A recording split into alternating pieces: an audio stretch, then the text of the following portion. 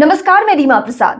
क्या पटना के girls hostel sex racket में तब्दील हो चुके हैं? क्या वो मौत का अड्डा बन चुके हैं? ये सवाल इसलिए उठना जरूरी है क्योंकि नीट छात्रा की मौत के बाद सिर्फ एक लड़की ने अपनी जान नहीं गंवाई।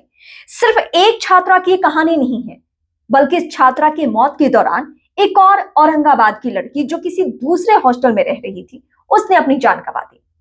उसके पिता की एफआईआर की कॉपी सामने आई और उसके बाद यह खुलासा हुआ कि सिर्फ एक नहीं, बल्कि एक ही समय में पुलिस अधिकारी दो दो मामले को रफा दफा करने की कोशिश कर रहे थे। और यही वजह है कि जो आए दिन आपको ऐसी तस्वीरें मिल रही है जिसमें परिजन अपने बच्चियों को अपने घर लेकर लौट रहे हैं।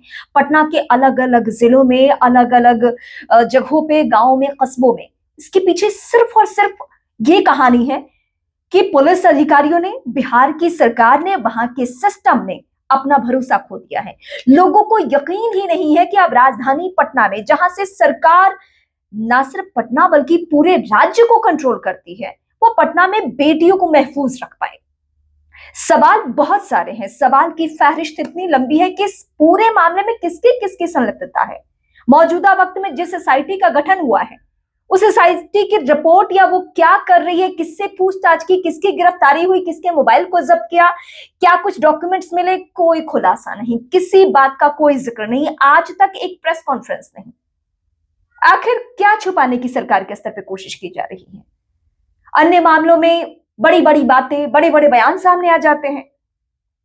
अगर विपक्षी खेमा वो भी सब नहीं, तेजस्वी यादव तो अभी तक इस पूरे मामले से नजर ही दिखे हैं। प्रशांत किशोर की सक्रियता हमने शुरुआती वक्त में देखी, वो भी बहुत बाद में। पप्पू यादव की सक्रियता देखी, और पप्पू यादव इकलौते शख्स हैं जिन्होंने नाम लेकर शंभू हॉस्टल का जो मालिक है, उस बिल्डिंग का मालिक, संचालक नहीं, शंभू हॉस्टल का मालिक यानी बिल्डिंग का मालिक जो है, उसका नाम पहले से भी सेक्स रैकेट में संलिप्त रहा है। उसके बारे में पटना के गलियारों में यही चर्चा होती है कि वो बड़े बड़े लोगों को लड़कियां सप्लाई करता है।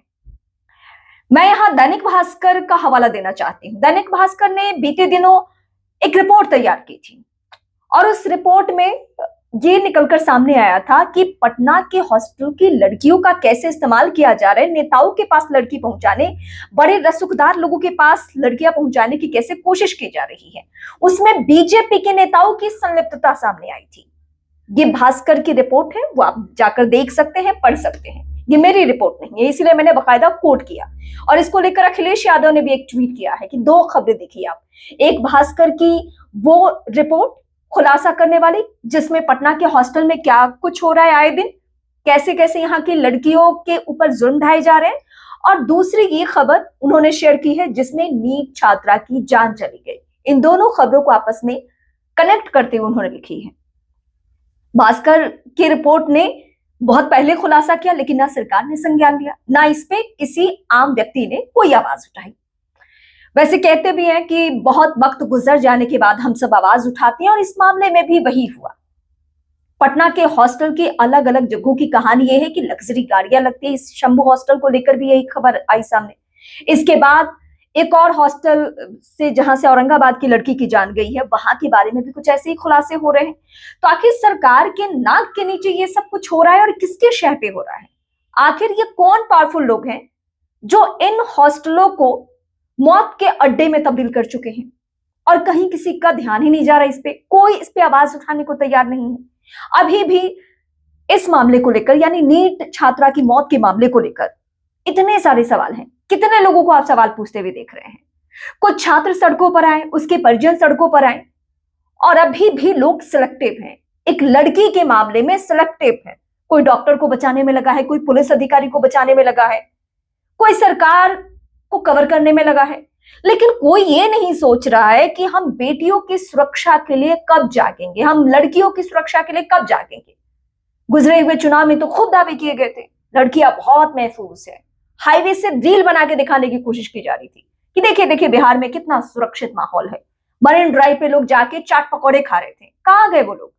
आना चाहिए, देखना चाहिए और बोलना चाहिए ना कि नीट की छात्रा जो 14 साल 4 महीने की है, 17 साल 4 महीने की, उसकी जान कैसे गई?